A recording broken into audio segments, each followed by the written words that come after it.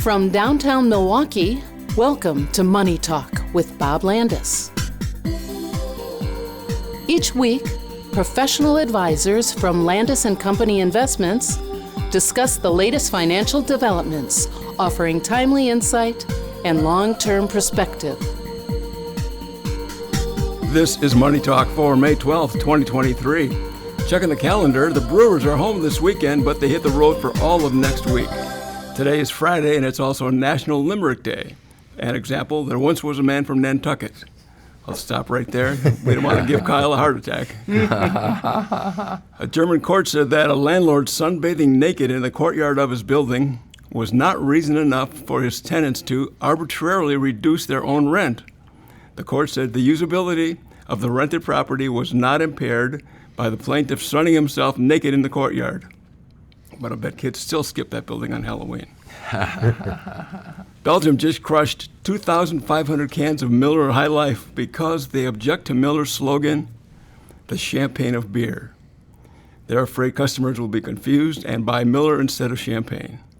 I personally think Miller should take that as a compliment, and the Dutch people should take it as a personal insult that the Champagne Board thinks they can't tell the difference between beer and champagne. Speaking of the Dutch, they have an annual competition to find the best seagull imitator. Seagulls are nice to watch, but when you really boil it down, they're just flying rats. A 14-year-old boy was arrested for stealing a Nashville school bus and leading the police on a chase along Interstate I-40. He told the cops he did it because he was going to be late for school. He's going to be late a lot of days now. And finally, a 48-year-old female hiker was lost in the Australian wilderness for 5 days after her car got bogged down in the mud. She stayed in the car because it provided shelter and wine and lollipops. Well, the wine and lollipops were going to be gifts for her mom. If I bought my mom lollipops as a gift, she'd say, nice try, but go back and try it again. On the podcast today, we have our Rothschild, Steve Giles, Joel Dresang. And wrapping up the week, here's Kyle Tetting. Well, thanks, Max. There was wine, too. It wasn't just lollipops. So we got part of that story right, at least. Mixed week overall for the markets. The NASDAQ up 0.4%, closing at 12,285. The S&P down 0.3%, closing today. Down 12 points for the week, 41.24 on the S&P. The Dow Jones Industrial Average down 1.1% for the week, closing at 33,301. For the year, the Dow up 1.1%, still in positive territory. The S&P much more positive, up 8% for the year, including dividends, and the NASDAQ a pretty stellar 17.7%. Just a quick look at interest rates, largely stable for the week. The short-term 13-week Treasury up a little bit higher, closing above 5% at 5.03. The 5-year and 10-year Treasury up just a little bit, closing right around that 3.45 mark on the 5-year and 3.46 on the 10. So just to give you an indication of where we've come on rates, maybe a little higher on the short side, a little lower on the long side from where we began the year, pointing to the very things we've been talking about for a while now. The economy showing signs of a little bit of slowing here and there, inflation showing signs of continuing, albeit slowly, to come back under control. And Joel, we had maybe starting with the economic news at the top here this week, we had news on CPI. The first time we're back under 5% in a while here. Yeah, Kyle, the CPI, the Consumer Price Index, is the broadest measure that we have for inflation. It's not what the Fed prefers to look at, but it's an indicator of inflation. And it's been down 10 months in a row to the lowest it's been in 2 years. And one thing that was interesting, and again, you said it was 4.9% for April, going back 12 months, and that's down from 9% back in June, which was a 40-year high. And one of the things that I really took really as good news from this report was that the month-to-month inflation went up, and it was mostly up because of shelter costs, and yet the shelter costs went up only 0.4%. That's the lowest shelter costs have gone up in 15 months. And I think a critical piece that's so often misunderstood in the inflation data is how we measure housing, right? That, depending on whether you're renting or owning, your housing costs sometimes don't change at all for a long period of time if you're worried about a mortgage, or every year if you're jumping from apartment to apartment and trying to figure out what that rent looks like. And so, housing costs such a huge piece of the typical spend of a household, but also maybe not always the best predictor of what actual inflation looks like. We got, updated data on the various things in the basket, and I look at things that people were complaining about back in January, the cost of a dozen eggs, north of $4.50. Well, yeah, now we're back around $3.25. And so, I think if we can start to see some of that stabilization, even if it's not prices coming back down, but just stabilization, it makes consumers feel a little bit better about where prices are. And that's, I think, a healthy place to be, even if inflation's not back down to that 2% target. I think the other piece of economic news this week, Joel, not just consumer prices, but also producer prices. Obviously, the cost to produce goods and services had been running hot, just like the cost to purchase those goods and services, and signs on the producer side as well that prices are coming back down. That's right, and those costs, a lot of times historically, the consumer price index follows the producer price index in the direction that it's going, and the producer price index is, almost basically where the Fed wants inflation to be long term. It was 2.3% year to year, so that's the lowest it's been since the beginning of 2021. So that's a good sign. Again, we always caution, don't put too much into 1 month's report, but that's encouraging. And so it's another sign that inflation is going down, and it's getting closer to what the Fed wants. And remember, the Fed has been raising interest rates to slow down the economy to put inflation in perspective. And I kind of wanted to start with the economic news today because I think it sets up the broader conversation that's out there, that continues to be out there on the debt ceiling. Still no resolution as we record this. I hope to be pleasantly surprised that at least we see some progress. But as it stands, there hasn't been much there. But that makes its way into how consumers, purchasing managers, just individuals in general feel about the economy. And we got news on consumer sentiment this week that seems to point to some ongoing concerns about where things are headed. Yeah, it's the report from the University of Michigan. It's a preliminary report. So they're looking at consumer sentiment for the month of May. We're only not even halfway through May yet. But the signs are that consumers are getting more pessimistic and that they're worried about the economy, even though we're seeing fewer signs in the economic indicators that there's a recession that's knocking on the door. We expect a recession sooner or later, but it doesn't look as impending right now as it did if you look at the economic data. But consumers aren't necessarily looking at the economic data. They're reading headlines or seeing news stories on TV or listening on the radio, and the concerns about the debt ceiling and coming up to that, and that's exacerbating consumer concerns about the economy. And that can be troublesome because if they get too concerned about the economy, they'll stop spending money, and that affects the economy. And of course, the challenge here, Art, is that the debt ceiling conversation is so outside the control of investors, of really anybody but politicians right now, that we're counting on them to do the right thing. We're counting on them to pay the bills the government's already incurred, to honor the debt obligations that we've already said we were going to spend on. And so, I know you get tons of questions from clients about how big of a deal is this? How far should we allow this to carry on? What are you hearing? What are you telling people? How do you kind of help clients understand, well, here's the real conversation that's going on, but more importantly, here's how it fits into what we do for you?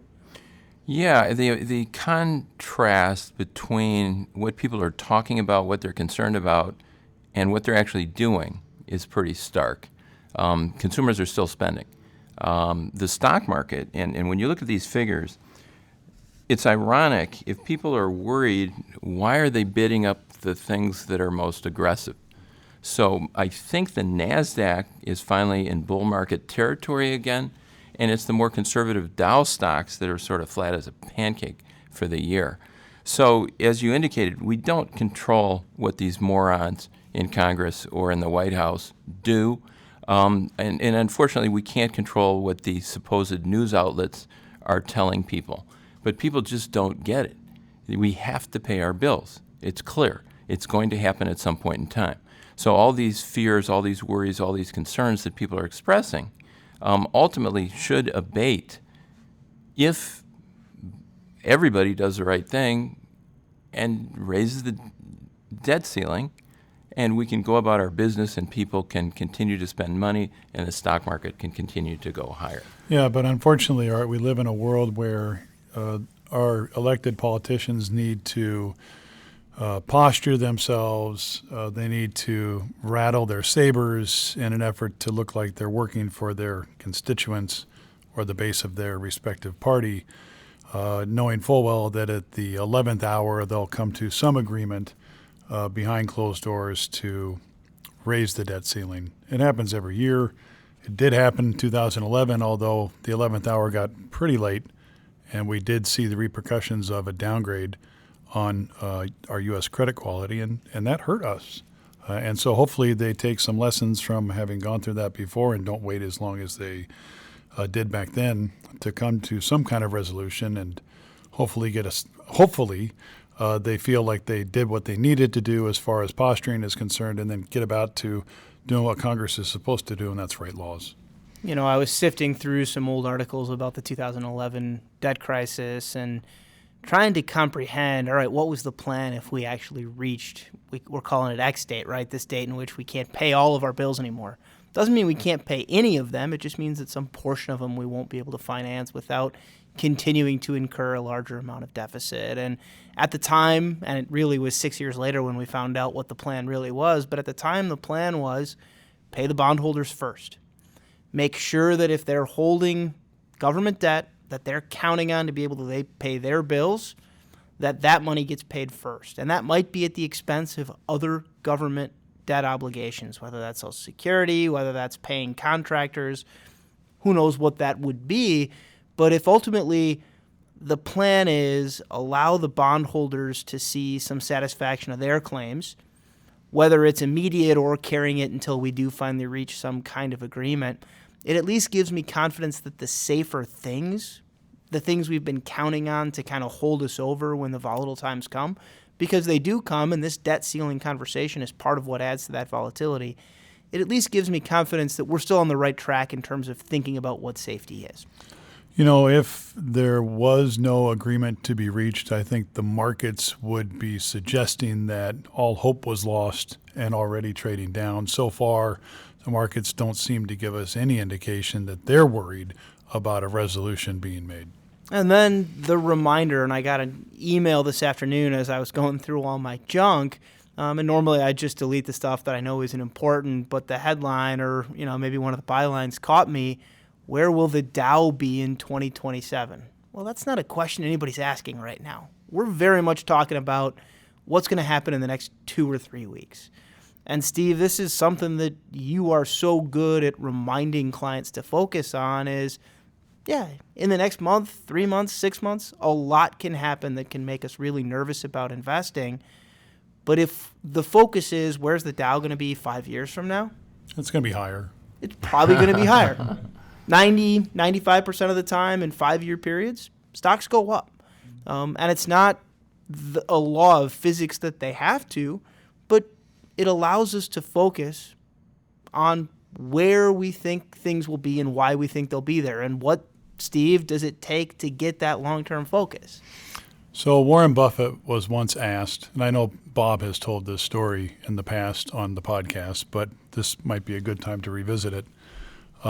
Years ago, being interviewed by a bunch of reporters, Warren Buffett, obviously probably one of the more famous and well-known investors out there, was asked the question of what the market would do in the year ahead.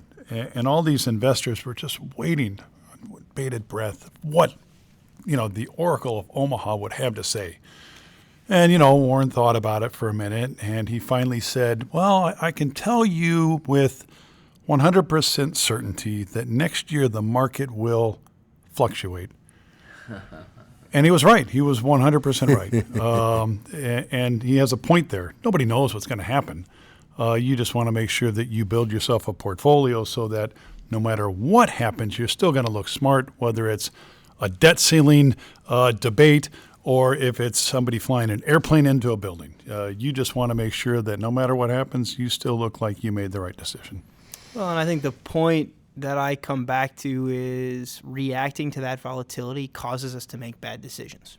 We're acting with incomplete information, often wrong information, about what the long-term impact of a very near-term problem will be.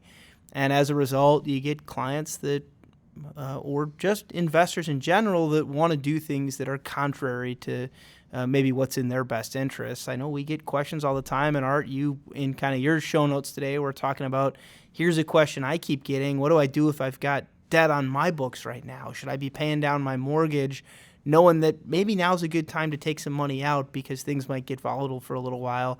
I know you mentioned specifically 2 different clients looking at their mortgage and going, well, what should I do here? How do you help them navigate that question? And more importantly, I guess what's the right answer? And is it the same for everybody? Right, and it's going to vary, and it's going to vary with the times. So about a year ago, one of my clients had an inheritance and had a mortgage. I mean, interest rates were down to nothing, and they had a mortgage at about 3.6%. And they asked what they should do with the inheritance. I said, pay off the mortgage. And they did. They put down $50,000 on $100-something thousand mortgage, and so they still have a mortgage. I say, how come you didn't pay it all off? Well, we're getting 4.whatever% now at the bank. And that was a good decision. It was after-tax money. They could have paid it off, but they're making more money on the money they would have used to pay down the mortgage, so I thought that was a good decision. Earlier today, I got a call from a client clearly concerned, didn't express it quite that way, but was clearly concerned about the economy, about the debt ceiling crisis. And so they asked, should we take money out of our IRA to pay off our mortgage? Okay, and so the answer is different, because I said, you're going to get creamed in taxes. I mean, if you take it out of your IRA, the tax burden is going to be ridiculous. You're going to shoot yourself through higher tax brackets. You're going to have nothing left. And furthermore, you've averaged 6% per year over the past 15, 20 years. Why would you do that? Which was all they needed to hear. So because with all the chatter out there, people don't know who to believe, who to trust, where to get good answers to what could be perceived to be complicated questions. So because we can give those answers, I hope I give the right answer, people will make better decisions despite word on the street, oh no, we got a debt ceiling crisis, or we got this, that, or the other. So as you indicated, it's very important to make good decisions. There are long-term decisions. As Steve just mentioned, over long periods of time, we know stocks are going to go higher. We don't know what's going to happen next year. We don't know what's going to happen in a month, a week, a day. But over time, as the economy grows, assuming that continues to happen, we're going to make money, in stocks. But we don't want to put everything in stocks, because you don't want to be at risk for everything if things go the wrong way over short periods of time. Well, and I think part of the challenge in those questions right now is that the interest rate environment has changed so much that it used to be an easy answer. Go ahead and take out that 6-year car loan at 0%. Go ahead and buy that big house and take out the 3.25% 30-year mortgage. Hey, they want to give you 40 years? Go ahead and take it. I'll borrow forever if you want me to pay that low of an interest rate, because it's a very different world.